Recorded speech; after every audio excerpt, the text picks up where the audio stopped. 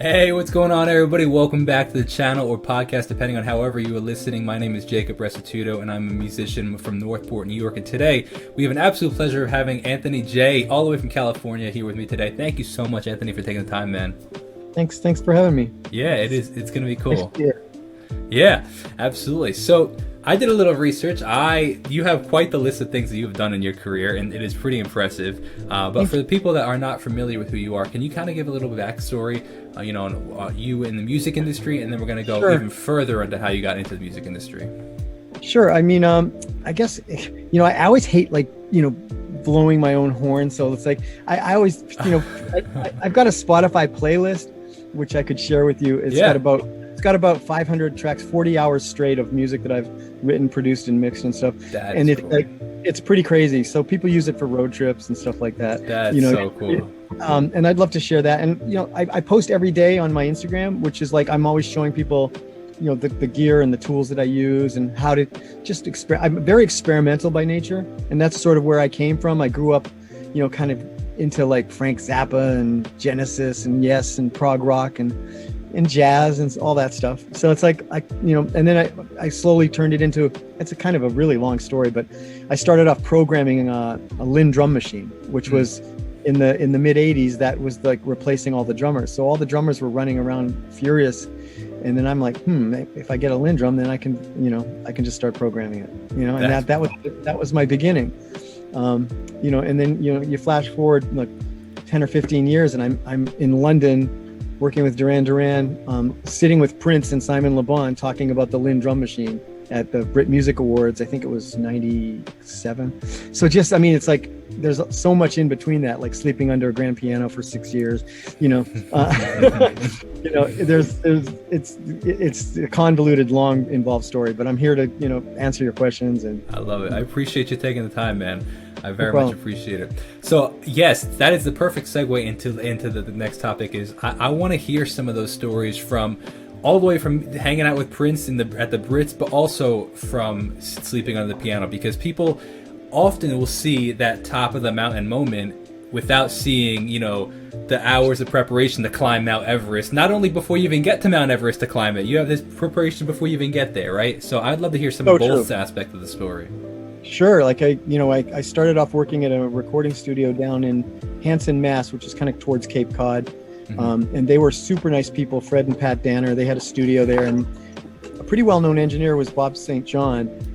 He's pretty well known for stuff he did with, he's got a bunch of Grammys and stuff, but back then we were just all starting out. Extreme was recording demos there. They were like they were teenagers, And so that's where it all started. And basically they let me, it was about a 2-hour drive to where I lived. So they would let me stay there during the week when we were recording. And wow. I made a little apartment underneath the grand piano. It had this black cover, and I had my bed under there, and I had a little alarm clock radio, and it's just so that was like my pad, and it was completely black, dark in there, like, because there was no windows.